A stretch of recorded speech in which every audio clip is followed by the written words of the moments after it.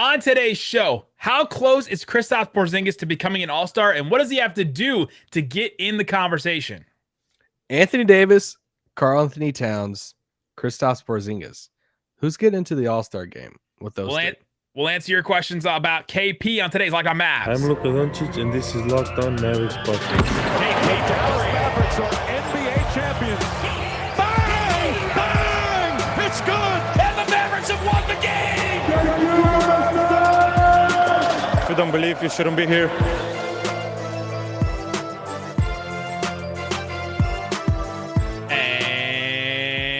And welcome. You are locked on to the Dallas Mavericks. My name is Nick Angstadt, media member and NBA channel manager for the Locked On Podcast Network. Just one title there. Thanks for making Locked On Mavs your first listen every single day. We are free and available on all platforms, including YouTube, where you can find us right now. 800 subs away from 10,000. We're getting real close, ladies and gentlemen. Today's episode is brought to you by Prize Picks. Check out prizepicks.com and use the promo code NBA or go to the App Store and download today. Prize Picks is daily fantasy made easy. And joining me, as always, my co-host, contributor, writer at Mavs.com, the Latvian laser, the one more thinking. What you got for me, Isaac Harris? Well, it's good to be back talking some Mavs today on another off day. I guess another off day. Yeah, another off day before For us. For them, it's game day. Guess what day it is? Read on ESPN today, Bobby Marks dropped his trade deadline primer that he always puts out every year. So love looking through that, and just seeing what somebody like Bobby Marks thinks and things to watch for each team. And then I got to Dallas, and he threw out there, he's like, trade you'd like to see. He tried to do that with every team. Not every team had one. Some of the trades I thought were really, really interesting just to see the value of some of these guys. But he puts in there Dorian Finney-Smith to Brooklyn for an unprotected first in like 2028. And I've never wanted to fight Bobby Marks more in a moment than reading that. And I get all the logic behind it and everything, but I didn't understand the fact that because Dallas, it's not like Dallas in the cellar. Like if Dallas is in the bottom of the league, it's like, okay, and Dorian's Just having like a great season. Yeah, I would understand the logic behind it. I still wouldn't want to do it. But like, no, I wouldn't. No, why would Dallas do that right now? And so, no, don't tweet at me that I'm not selling Dorian. I love freaking Dorian Finney-Smith. Get off. Yeah, absolutely. So yeah, trade deadline is coming real quick here in about a month.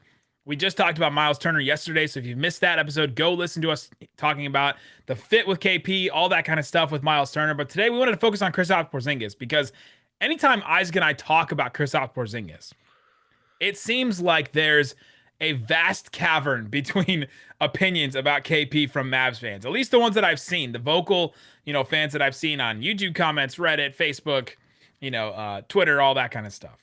You can't talk about anybody though, and people's going. I mean, we say like one thing of like, man, Luka looked like he was a little slow in the third quarter. You Luka haters, what are you doing? So I mean, we are Luka haters, but we also suck up to Luka way too much. So locked on Luka, baby. Way. But with KP, it feels like it's even more polarizing, where it's either the Mavs have to sell high as soon as they can and get off of his deal because he's trash and blah blah blah all that, or it's everybody's undervaluing what KP is bringing. He is the key to all this and blah, blah. It's either one of those two sides, it feels like. And it feels like you either lean one way or the other on Kristaps Porzingis.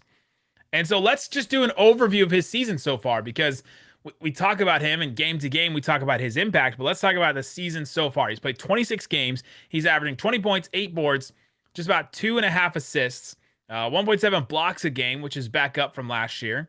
His shooting percentages are not great. He's shooting just about the same from 2-point range as he was last year, but his 3-point percentage is a career low. It's 28% with 5.5 attempts per game. So his 3-point shot is way down. He's just as efficient from 2-point range as he has been. He's actually more efficient at the rim too. So that means some of the mid-range stuff is even down from last couple seasons. But the interesting thing that is way up for him this year, the assists. So 2.3 assists is his career high for him, the highest it's been. It's about it's like a half of assists higher than it was last year. And then his free throw rate. He's taking 2 more free throws per game than he was last season.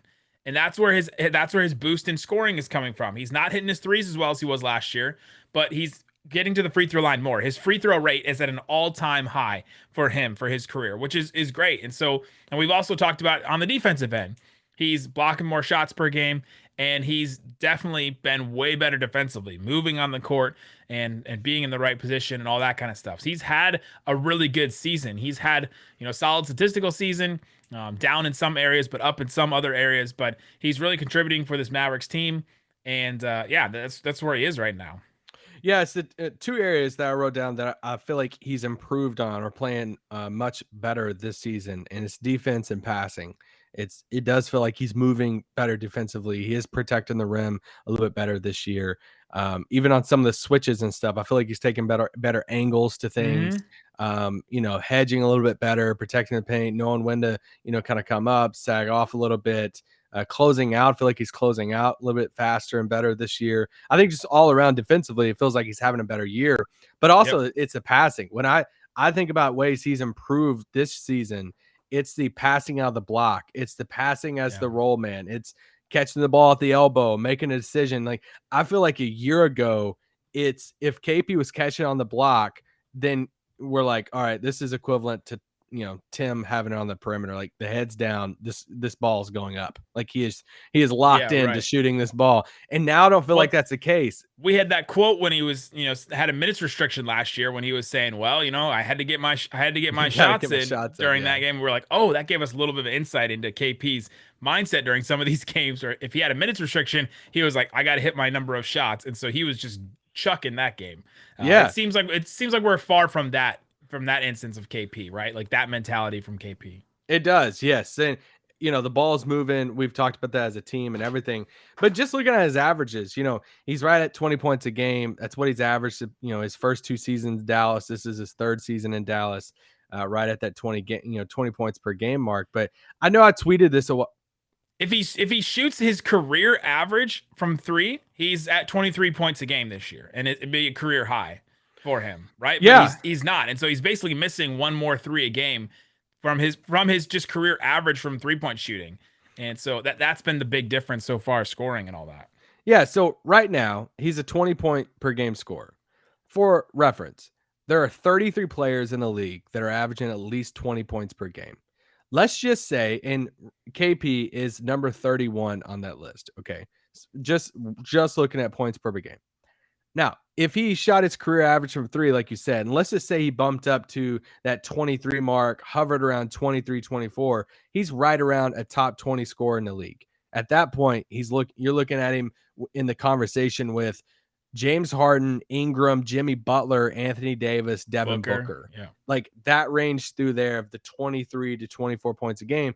And that's that range. That's that second star on a team of, hey, you need that guy to be, man, if you could have that second guy on your team as a top 20, especially when you look at the rest of the roster, you look at a team like Utah, I think we can agree they have more depth on their team. So it allows them to have, scoring spaced out. Their second leading scorer doesn't have to have, 23 points a game or something like that. But for Dallas, they really need that second spot with how the roster is and everything. So with KP, I tweeted this out a while back. Some people didn't like the context of it and, whatever. I don't want to go into the Twitter world of this, but I did it again. And I just want to throw this out there. You just look at the 20 points per game. You look at 8 rebounds a game and at least 1 block a game. How many players in the league are just to see those numbers, those basic numbers, and you take whatever you want to from it. There's only five players in the league. They're averaging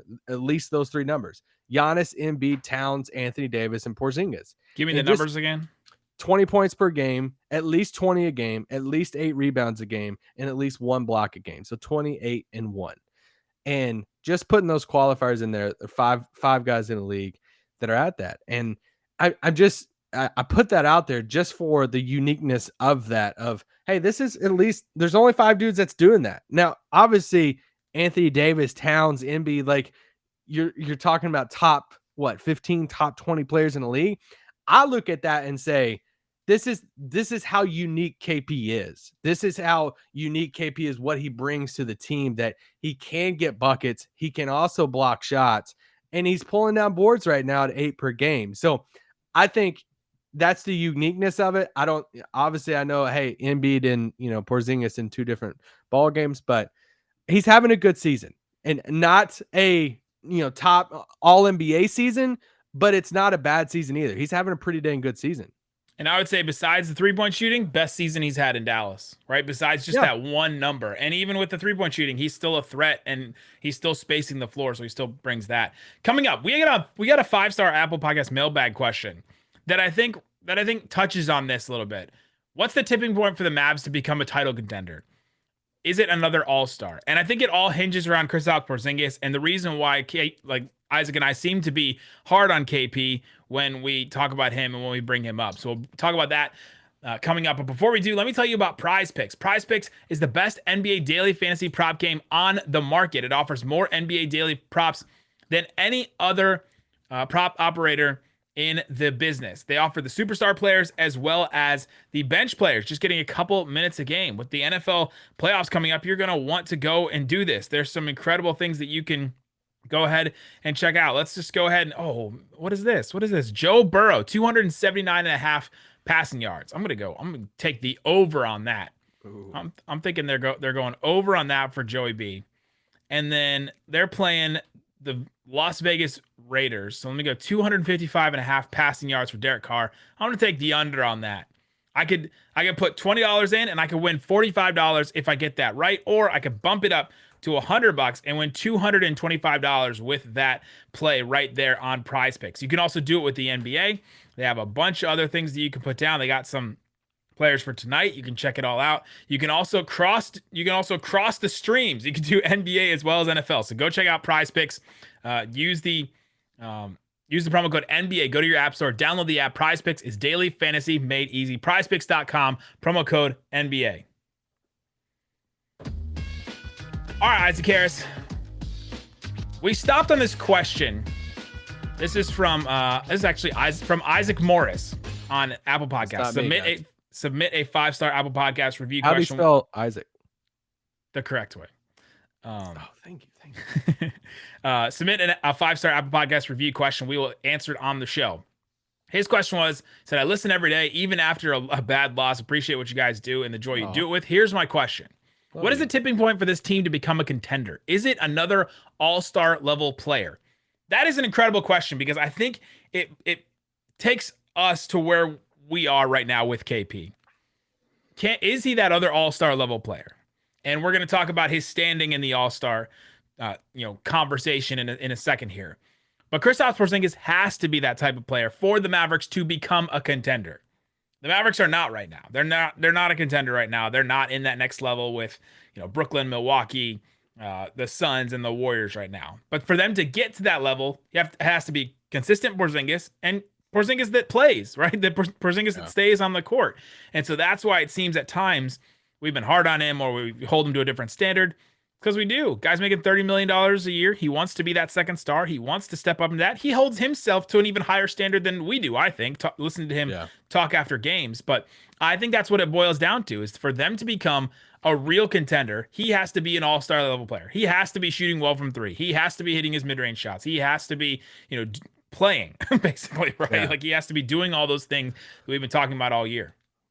It's the consistency and it's the health. And he has to be consistently the second guy on the team. It can't be, in my opinion, we can't be having the conversation of that we've had the past 2 seasons of, well, who's the second best player on the team? Tim Hardaway? I feel like we had like a half conversation about that last year. And then, this year, Jalen Brunson. Is Porzingis that guy? It's like, it has to be a definitive Kristaps Porzingis is the second best player on this team. End of conversation, period. And it just hasn't been that. He has to take it up even a little bit higher than what he's at now. Because even looking at a health angle, and this comes with the consistency of it. You look at the health angle. Before COVID, he had played 26 out of 35 games. If you just do the on pace for that. Before he was specifically in the health and safety protocols this exactly. season. Yeah, he had played 26 out of the 35 games for the Mavs. On pace for the rest of the season, you're looking at around 60 games played out of 82 for Porzingis. So that's around 22, 23 games missed of the season. You go back to last year, he missed around 30 games last season. So I think the Mavericks they have to ask themselves is, can we be a title contender team? Can we win a title with Kristaps Porzingis averaging, missing an average of 20 games a year, and our second player being a big man? Because you start breaking down the rosters of these, the good teams over the past few years, the Suns with Booker and Chris Paul, and even the Bucks with Middleton and Holiday and Giannis and all this stuff. You look at the teams who have all of their stars on the perimeter versus the teams who have a top 1 or 2 guy on their team who is basically a big man, a 7-footer. So that's the question they have to ask themselves. And if they think they can do it, then hats off. But Porzingis has to be an all-star guy. He has to be the definitive number 2 on the team. And I think the answers to that, whether he is right now, would probably vary among fans and media and whoever. I'll even take that title contender teams a step further. I think that the only teams with really good, the only teams with all-star level big men, the big man is the best player. Right? None of them are the second best player is a big man. Now, maybe that's just coincidence because of the way the league is and the talent in the league right now, but it's also maybe coincidence for a reason, right? That the second best player on none of the title teams are big men, centers. Because the best teams in the league, it's like Jokic, he's the best player. Embiid, he's the best player. Towns, he's the best player. They're not at that level, but there's just not many teams out there that have the second best player is, a big man like that. And even the conversation around KP, how would it be different if he was in a DeAndre Ayton role making $20 million a year, at least 20? It's the fact that he is paid to be the second second star on this Mavericks team, and he makes over 30 a year. That brings up these type of conversations that you have to be so picky because the expectations are so high when you make that type of money.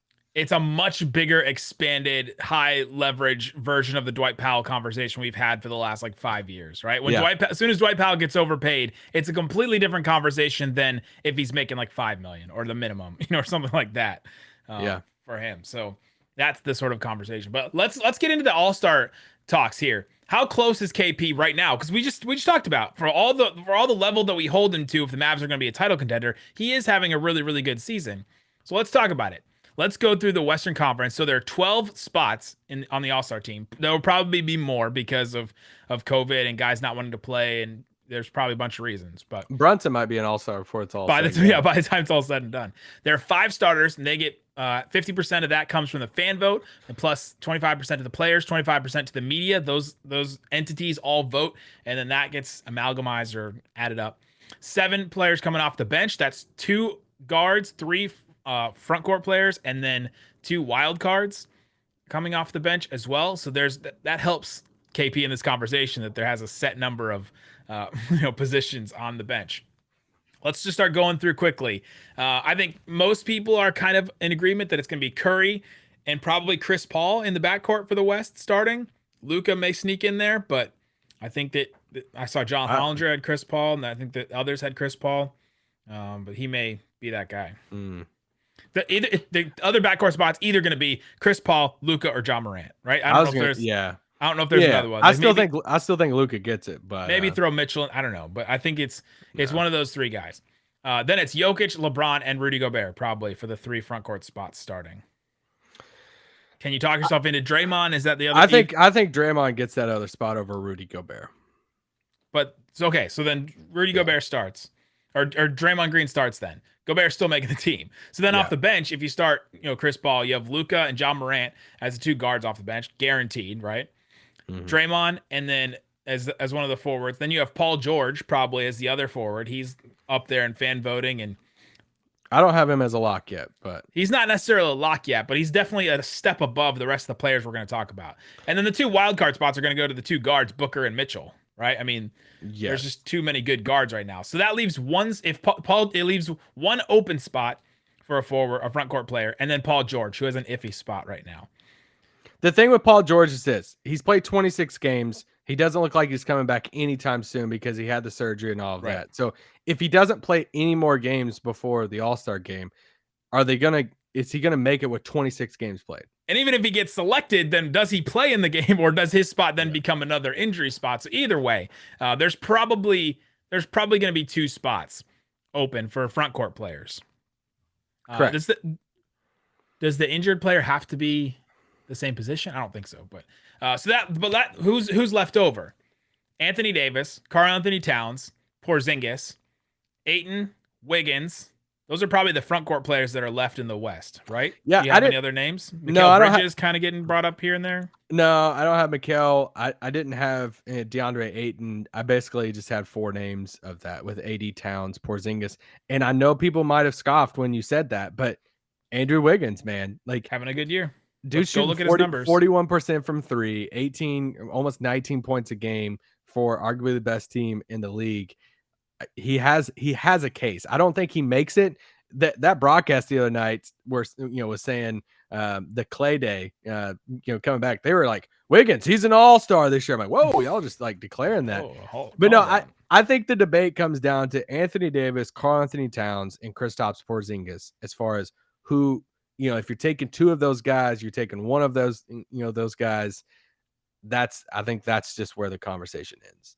So it comes down to that. So coming up, let's get into the difference between those 3 guys and who could fill these other spots. We'll talk about how close KP could be to being an all-star. We'll talk about that coming up. But before we do, let me tell you about Built Bar. Built Bar is a protein bar that tastes like a candy bar. They're absolutely delicious. And right now, you can get the Built Bites, which is a smaller version of the Built Bar, 50% off. They're still trying to sell these all off. So go check it out. You can get 50% off. Plus, I'm pretty sure you can still add our Locked15 promo code to that and get even more off of those bars. So go check them out. Our favorite flavor, the coconut brownie chunk, 150 calories, 15 grams of protein, 7 grams of sugar in a bar that's delicious, covered in 100% chocolate. Can't go wrong with a Built Bar. I eat one as a snack all the time. Isaac, you take them on the go. They're always great for you to, if you're, running around all the time. Go check it out, built.com. Again, promo code LOCKED15. Also, check out betonline.ag, the fastest and easiest way to put down some money on sports. We've been talking about the NFL football games over the weekend that are coming up. Saturday, Bengals still 5.5-point favorite against the Raiders. Bills 4-point favorite against the Patriots. That Patriots-Bills game, there's like a lot of that's fun history there where the Patriots just beat up on the Bills for so many years. So I wonder if the Bills will just run up the score on them if it does get to that point, or if the Patriots just are in their heads so far that the Bills can't run up the score and won't even cover that 4-point spread. But however you feel about it, go bet on it on betonline.ag. Use the promo code LOCKEDON. You get a 50% welcome bonus. BetOnline, where the game starts. All right, Isaac Harris, let's get into this conversation about KP and the All-Star game. We talked about all the spots that are full. The starters are probably going to be Curry, Luka, Jokic, LeBron, Gobert. Coming off the bench is Chris Paul, John Morant, Draymond, maybe Paul George. And then there's another, front court spots. There's 2 front court spots left, the iffy Paul George one, and then an actually empty one that we haven't talked about yet. And we think that it's between Anthony Davis, Karl-Anthony Towns, there's the Ayton Wiggins pairing, and then Porzingis. Do you throw Brandon Ingram in there? Is that another one we could? No. He just had a game winner in this game. That team is no. They've been on a tear recently. I mean, it's not like they're in the Are they up to 8 wins? They are. That team is not as bad as that. They're 15-26, so not great. Shout out to the Pelicans. They're 11 games away from being 500. They're on a streak though. Anyway, they've won 1 game in a row. Let's focus on those 3 bigs though: AD, Towns, and Porzingis. AD and KP have played the exact same games. AD's stats are slightly better all the way across the board: points, rebounds, assists, steals, blocks, all that kind of stuff. Two more rebounds a game. About 3 more points a game. The Mavericks are actually 13-13 when KP plays this year. A lot of that is like without Luka. That Luka and KP haven't played together since December 10th, if you guys are counting at home. They've only played 15 games together so far this year too. So KP may have to be the second best player, like actually play as the second best player to be the second best player. But the Lakers are only 13-14 when AD plays this year. So they're not getting that much. He's not getting that much of a bump via record. So there's a chance here if KP comes back, the Mavs go on a little bit of a run. Maybe the Mavs record can negate the stats that AD has as an advantage right now. Yeah, okay. Well, you look at team records for all three of those guys. There's basically like a 2-game difference between all of them. Like even the Timberwolves, they're technically in the play-in right now, Yeah. but they're just like a They're game and a 18 half. and 15 when Towns plays. So, 3 Yeah, games over 500, not the big of a gap. yeah. It's not that big of a gap. So I think the question that I'll throw back at you is what. And we're just being honest of this, and this is why we're being honest of like Porzingis' chance of making the All-Star team. What is the case for Porzingis over Anthony Davis over or Karl Anthony Towns? Because it's not a stat line, because like even Towns is averaging 24.5 points a game. Towns is shooting 42% from three. He's averaging 9 rebounds a game, and almost a rebound and a half more than KP. They're just 2 games back from the Mavericks as far as record wise. So KP doesn't have the stats. We already talked about Anthony Davis, and it's not like they're, the Mavericks it'd be different if the Mavericks were like the Jazz right now. The Jazz or Memphis is right now. Yeah. And we're like one of those spots. If there's just a 1 or 2 game difference between the Lakers, Mavs, and Wolves, what's the case for Porzingis over those 2 dudes? And I think it just lacks a case in that.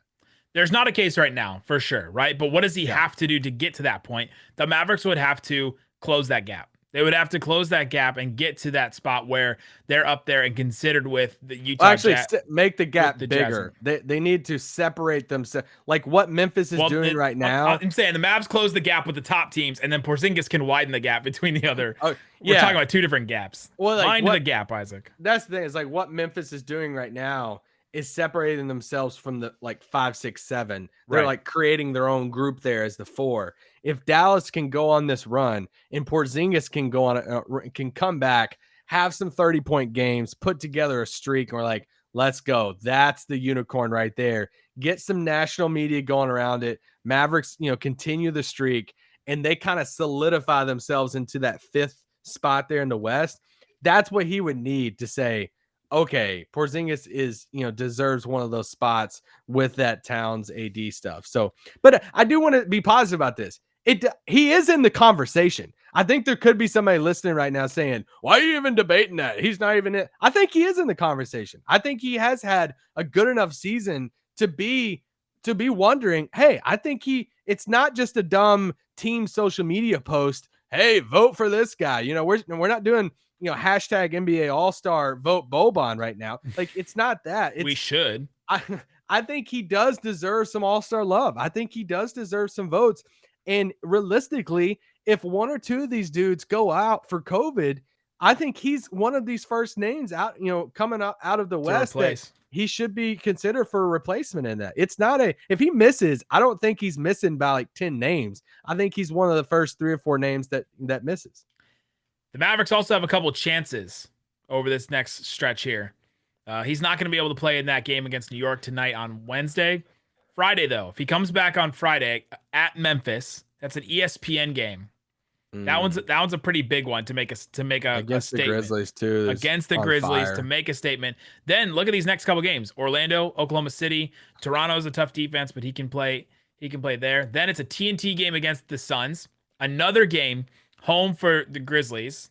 Then it's Golden State on TNT. That 3-game stretch right there. What if KP goes on a run of like 30, 30, 30 in those 3 games? 2 of them on TNT. You got Barkley and Shaq. That's what we've been talking about this whole time. You big man. He should post up still. Go down the block. No, that was terrible, man. He needs to go down in the block.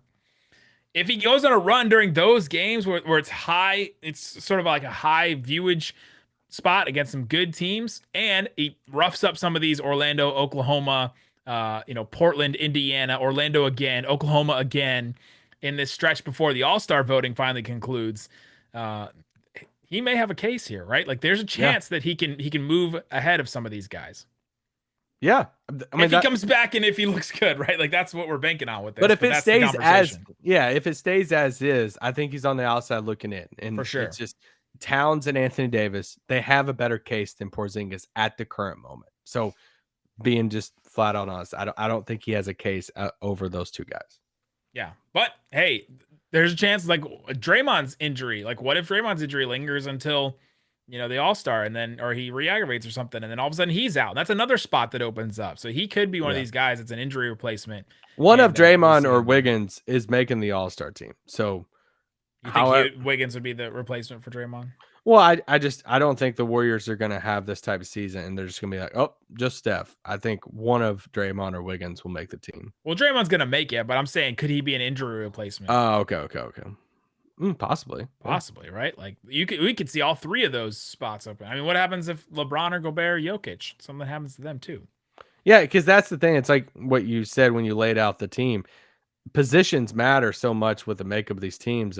It's not, it helps. Like if Porzingis, if we're talking about Jalen Brunson right now, it's like, no, he doesn't have a shot. Like, Yeah. like DeJounte Murray's having a great season, Right. in San Antonio. I mean, triple doubles and like all stuff. He just doesn't have a shot. I haven't even talked about Lillard because we're not talking about guards, but yeah, well, I mean, it's just the guards are just going to be locked in on the bench of, it's Ja, Donovan Mitchell, Devin Booker, and Chris Paul. Like if Luka and Steph are starting. Look, yeah.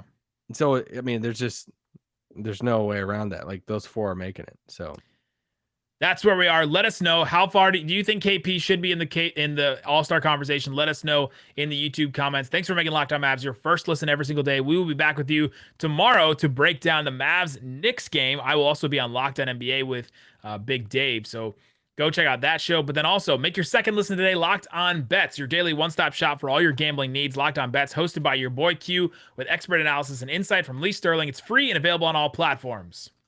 Thanks for listening to Locked On Mavs. peace out. Boom!